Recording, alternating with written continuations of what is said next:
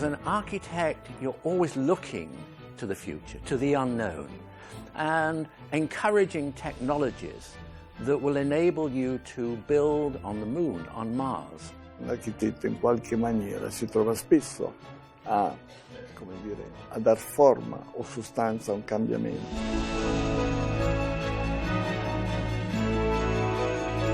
Fare edifici che hanno una loro leggerezza, una loro trasparenza, una loro capacità di vibrare e di trasformarsi, è anche un dovere culturale.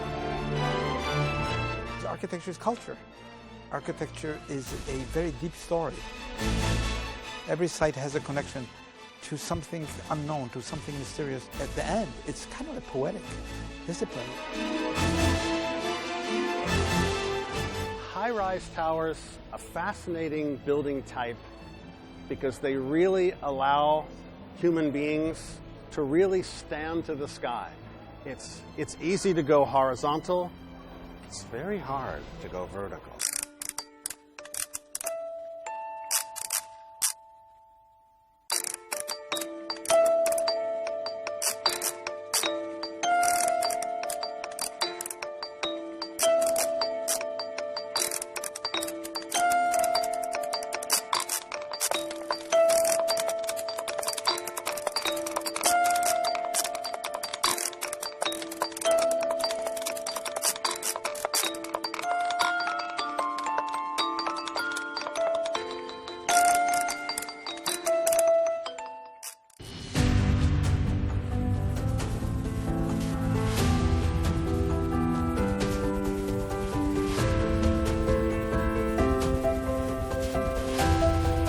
They soar up high into the sky, along with man's wandering spirit.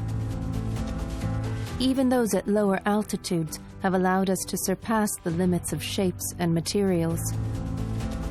The dreams of the greatest architects have changed our lives and carved the face of the earth. And the more we wander into the future, the more these beacons of glass and steel light the way, teaching us about who we are. But there's an unknown secret behind the world's most famous landmarks, such as the London Shard, the Sydney Opera House in Australia, the Guggenheim Museum in Bilbao, New York's One World Trade Center site, and the spaceship-like Apple campus in Cupertino, California. The secret behind all these towers of air and light has an Italian essence, or at least an Italian facade.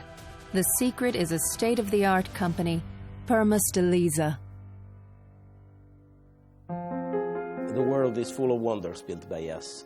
We get more than 3,000 projects around the world, and our mission is to bring beauty to the cities. We like to call ourselves the Platonic demiurge. We realize the dreams of architects by combining the world of ideas with the world of things. Permasteelisa is the world's leading company specializing in facades for skyscrapers and architectural envelopes, commonly called curtain walls. Operating in more than 30 countries with production facilities spread over 4 continents, this multinational is headquartered in Vittorio Veneto, Treviso. The company collaborates with the biggest names in architecture, such as Lord Norman Foster of Great Britain, Renzo Piano of Genoa, Italy, the Canadian Franco Gehry, Holland's Rem Koolhaas, and the Polish-American architect Daniel Liebeskind. Each project undertaken represents an unprecedented challenge. Each new building, with its audacious shapes and features, makes each facade unique and unlike any other. True works of art. We're a bit like a goldsmith, of those who work with the lost wax casting technique. Every realization of ours is unique, equal only to itself, and in the context of this embodiment, the elementary parts that compose it are almost all different from each other. This is the fundamental difference between a typical realization of Permasteelisa and the standard facade production, which are not architectural envelopes but glass. We do not make glass. We do challenging projects.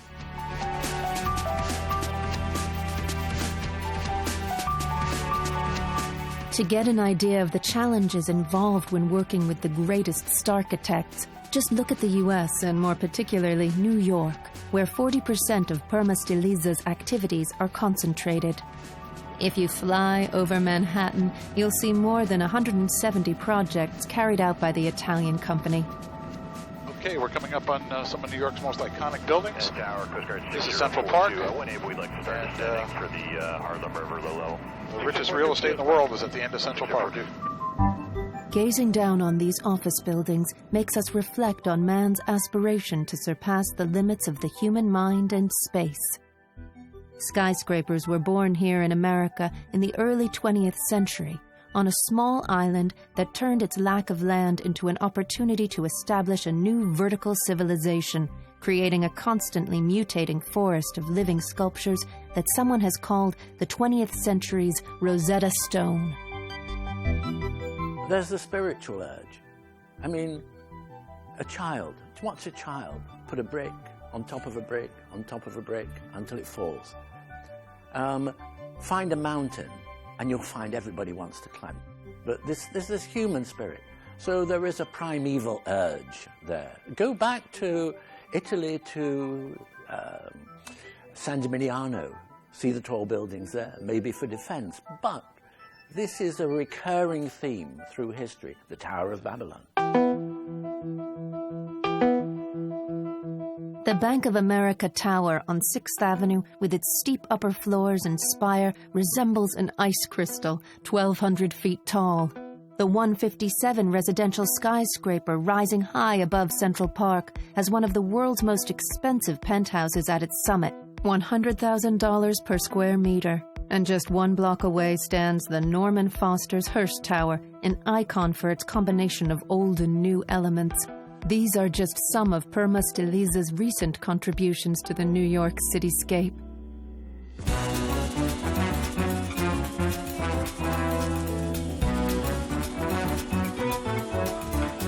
The Hearst Tower takes as its starting point a base in the Art Deco style by an architect called Joseph Urban, 1929. And the challenge was, could you use that base, which was owned by Hearst, and bring all the outlying separate offices? Could you create a tower above it and create one community in one building? It's not a super tall tower, it's actually quite modest, but it has a very strong personality. You recognize it on the skyline from the street. Like the Hearst Tower, many of Permasteelisa's other projects in New York have left their mark, demonstrating the ability of the company to create iconic landmarks of any size and shape. Take the International Gem Tower in the heart of the Diamond District, for example, where the trading of precious stones that goes on inside is reflected on its three-dimensional glass facade. Or the dark monolith of the legendary MoMA Museum on 53rd Street. Or the new headquarters of the Whitney Museum of American Art by Renzo Piano down by the Hudson River in the Meatpacking District. Its asymmetrical form and extraordinary big continuous panels were extremely difficult to design and install.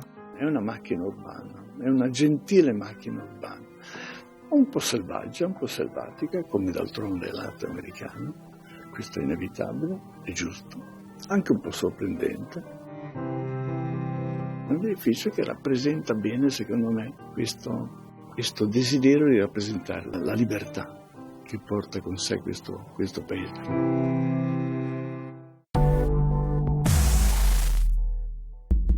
If there's a site that celebrates the American identity and love for freedom more than any other, it is the World Trade Center site.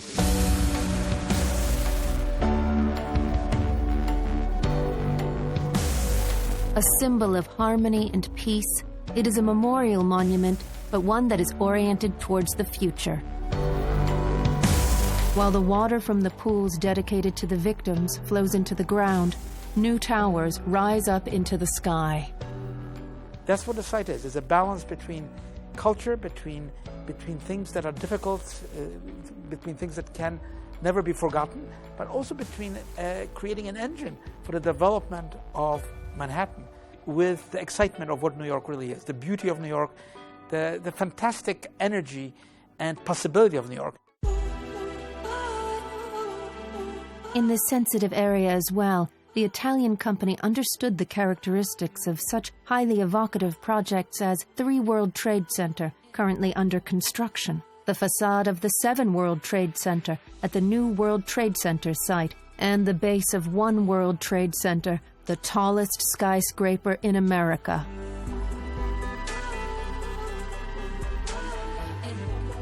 The mobile smart panels used here reflect the innovative, state-of-the-art steelwork that can be found just a few blocks away on the 8 Spruce Street skyscraper by Frank O. Gehry in Lower Manhattan. If someone crosses the Brooklyn Bridge to the Brooklyn side, from that point of view, that building looks like a liquid surface rippled by the wind.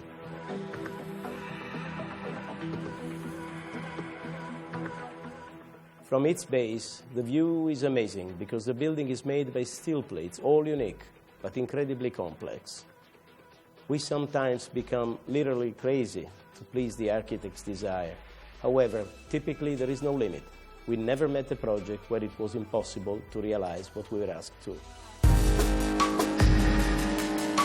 The visionary projects by Frank O. Gehry without doubt represent the pinnacle of architectural design complexity. Permasteelisa has worked with this renowned architect on other world-famous buildings, such as the Guggenheim Museum in Bilbao, which has forever changed the concept of contemporary art museums and has also revived the city's economy, and its twin,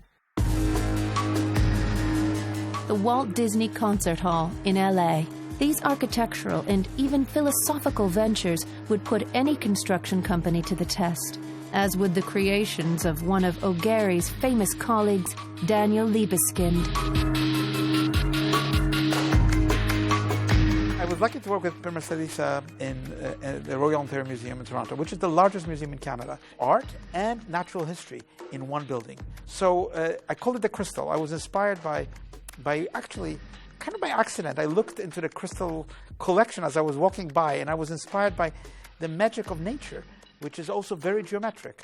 And it's also a spectacular tour de force of saying that a museum is not about the past, it's about the future.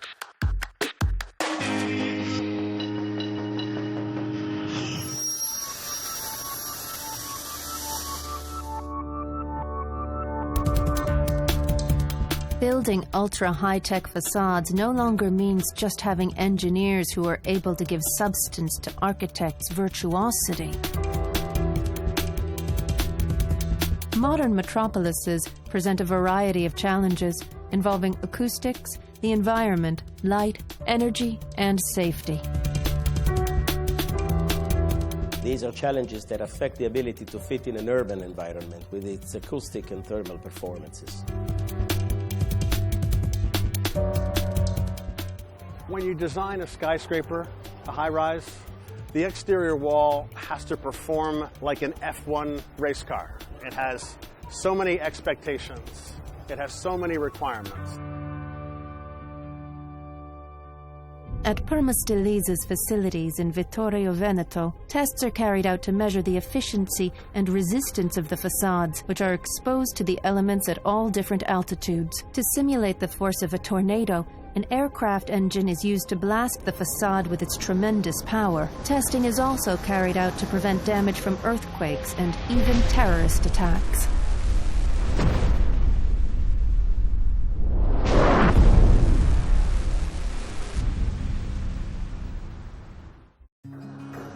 But the most important challenge with curtain walls today concerns protecting the environment. While once upon a time facades only had one glass skin, today they can have up to 3 skins to repel the heat in summer and to keep it in during winter, thus maximizing energy efficiency.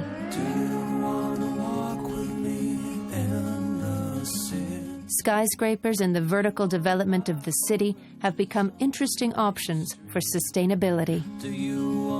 La ragione per cui si costruiscono più spesso oggi degli edifici alti è abbastanza comprensibile, per la semplice ragione che sono in realtà più sostenibili.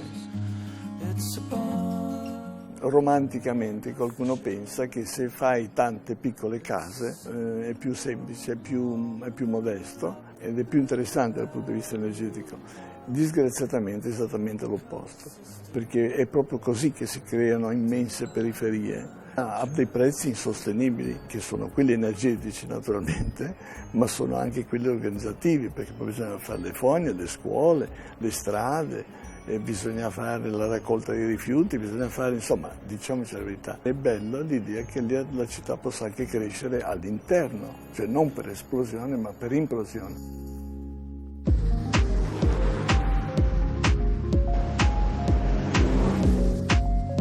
The more a metropolis is concentrated, the more intense life is. This is obvious in a city like Hong Kong, another high-density city like New York, and also restricted by the sea in its outward growth.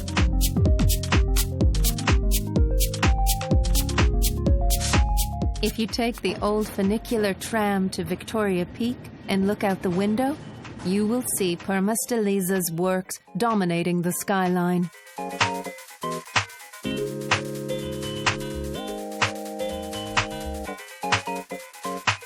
The Bank of China Tower was designed by the legendary Chinese-American architect I.M. Pei, who drew his inspiration from bamboo shoots, a symbol of life and prosperity.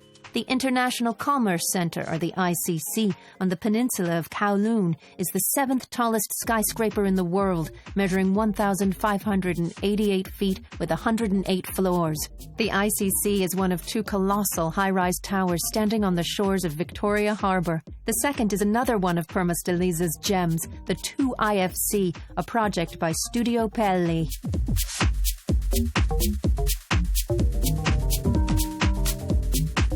To me, what made IFC especially unique is that Hong Kong has so many buildings.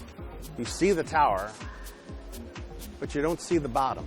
It's a city that's all like this. But since this project was so close to the waterfront, you could see this tower from beginning all the way to the very end. Very unique. One of the most difficult challenges was to create a sculptural form that you would love every bit as much 100 years from now as you do now. To build towers of all heights, besides adapting to different climates, architects have to adapt to different cultures. The construction of the 2IFC, for example, required taking into consideration the importance of good and bad luck for the inhabitants of Hong Kong, where fortune-telling plays an important part in society. Its construction also required an understanding of tetraphobia, the common Chinese fear of the number 4. Our Chinese friends requested that maybe we don't include the number 4, as I understand it, if it's spoken, or if it's not in a sentence, if it's just the character, if it's written. It's hard to understand what it means, and it could mean death. So that's not a good thing. Our building doesn't have a floor 4, but we don't have a 14, we don't have a 24, we don't have a 34, and 44, double death. We don't have that. Every city has this, every project has it. I find it delightfully interesting. To me, it makes my life very joyful.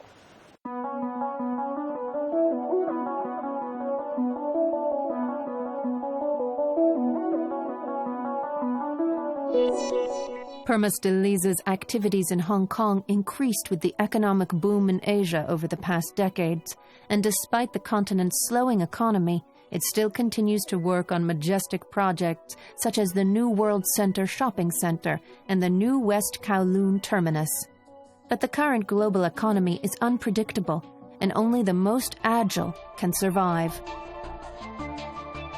Il mercato delle facciate continue è un mercato estremamente volatile e solo chi è in grado di essere globale, quindi capace di spostarsi rapidamente e velocemente da un mercato all'altro senza perdite di efficienza, è in grado di sopravvivere. Negli ultimi 10 anni Permasteelisa è stata in grado di muoversi appunto in tutti i mercati, mentre molti dei suoi concorrenti, magari di altissima qualità in specifici mercati, si sono trovati in grosse difficoltà. After years abroad, Permasteelisa has returned to Europe, carrying out important projects in the La Défense district of Paris. In the Netherlands, on the facade of the De Rotterdam, an astonishing and courageous construction designed by Dutch architect Rem Koolhaas, and many of the new modern buildings in London and the city.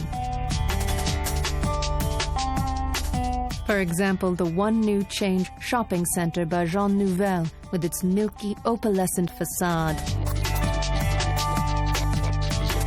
The new offices of the financial news giant Bloomberg, also designed by Norman Foster, with a system of mobile fins for high energy efficiency.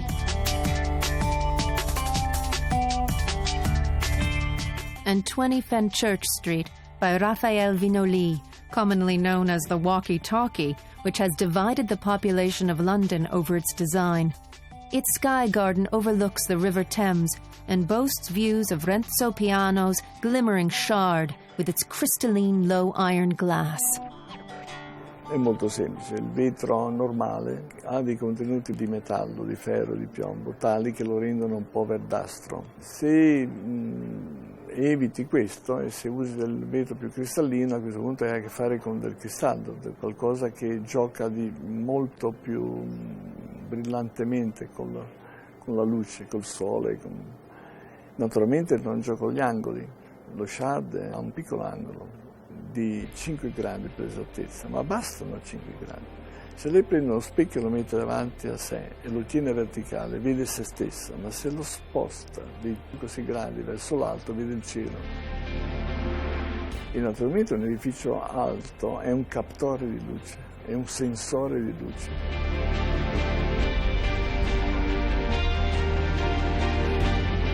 Alla sera il tramonto diventa molto più caldo, ecco, ma dopo un acquazzone tutto è molto più freddo, molto più blu. Ed è per questo che bisogna usare molto l'immaginazione e anche, insomma, un po' di struggimento, non fa male. I think the Shard is kind of undefinable because it's an object that immediately catches the attention of anyone walking close enough to see it. I believe it's an absolute exercise of elegance. The architect, Renzo Piano, once said that he wouldn't ever design a skyscraper. I guess London and Europe in general are lucky enough because he finally changed his mind. After working all over the world, Renzo Piano finally takes us back to Italy, where he collaborated with Permasteelisa on the new Intesa San Paolo skyscraper in Turin. With 6 tapered steel columns 545 feet tall, this skyscraper is a celebration of the city's industrial heritage and mechanical expertise. Un grattacielo deve essere per forza intelligentemente concepito, deve consumare poca energia. E questo che abbiamo fatto a Torino è un edificio che dialoga col contesto, con l'ambiente. La pelle dell'edificio è doppia per la semplice ragione che d'inverno è un po' come si farebbe con un cappotto, insomma si chiude naturalmente, è una protezione trasparente, ovvio, ma d'estate invece si apre e respira.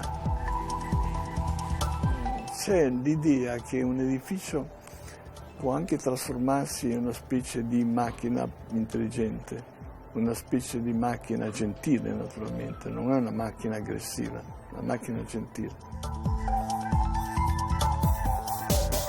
Piano's gentle attitude towards architecture has resulted in designs that, despite being private buildings, have become the heritage of the entire community. Questo edificio, questo grattacielo, restituisce alla città, al piano terra, uno spazio aperto sul parco. Si attraversa, letteralmente si attraversa questo edificio, liberamente. C'è addirittura un agrumeto in questo momento dentro, nella zona d'ingresso. E poi salendo c'è un grande auditorio, no? Una struttura che serve per la città. Mentre in cima ai grattacieli, specialmente se sono edifici per uffici, si mettono gli uffici direzionali, no? si mettono il presidente. In questo caso nella parte più alta c'è uno spazio pubblico che noi chiamiamo serra improprio, perché naturalmente questa è una metafora perché non è una serra, nessuno fa una serra a 150 metri d'altezza, per uno spazio trasparente sulla città.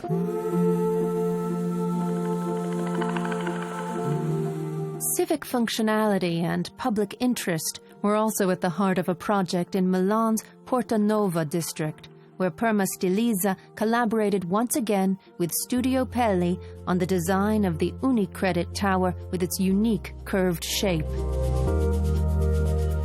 It's a very humbling thing to say, well, I'm going to design a piazza in Italy. This is the place that invented piazzas. To me, first and foremost, this was a project about connection. And I think once you make the piazza round, it's very exciting to make the buildings round.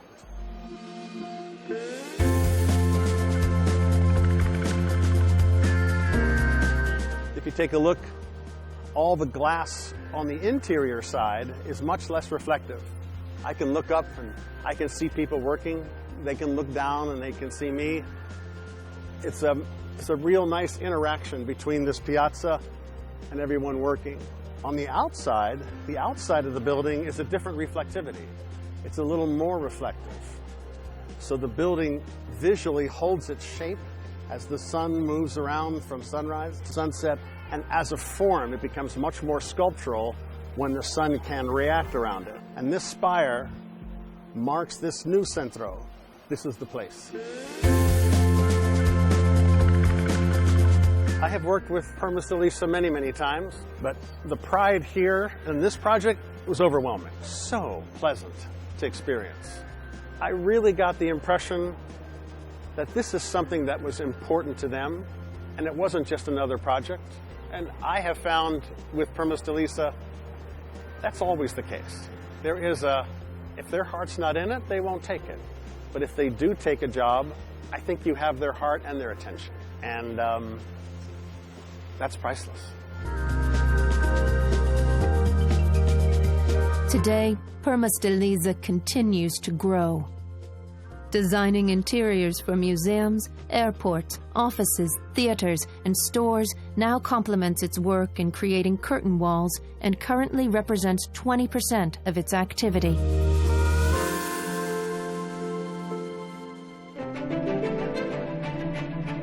Each project it undertakes is even greater than the last. Great architectural landmarks are inside the company's DNA. Starting with the Sydney Opera House, a symbol of Australia and the company's striking debut project, the company from Vittorio Veneto has worked on many iconic buildings worldwide and is now on the new century's most ambitious project, designed by Norman Foster. The new Apple campus headquarters in Cupertino, designed in the style of a spacecraft, just as Steve Jobs requested. Foster enjoys telling the story of this project. And the voice at the other end says, "Hi, it's Steve. Norman, I need to see you. I need some help. When can you come out here?" And the project was really born in Steve's kitchen over a pizza with the family, his family and ours. When you look at that project now, it looks very simple. It is a circular building, but it came out of quite a long drawn-out process. We started with the space that was best known to Steve, and that was his local university, Stanford, the Quad.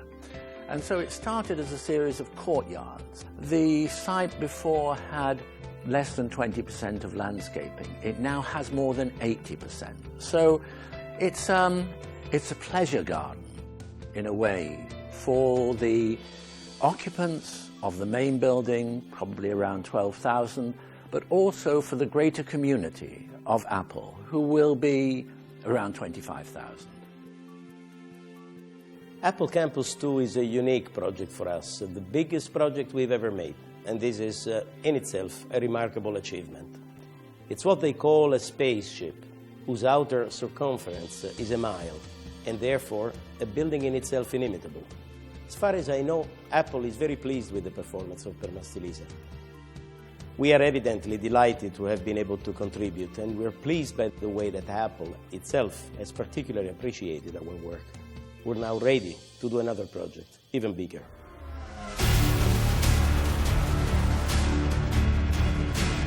I think that, I mean, just from scanning a list, at least 40 major projects with Permasteelisa. And in that sense, it's been a very creative relationship. And it goes back a very, very long time. And I predict we'll go far into the future. It was very creative working in Permasteelisa. It's not just another company, it's a company with a high degree of culture. It's not by accident that it comes from Italy, because Italy has also this depth of tradition and ability and craftsmanship that it has exported to the world. Traveling around the world and finding at every step the signature of our talent is a matter of pride. A constant stimulus to perpetuate and improve the tradition. We want to go much further.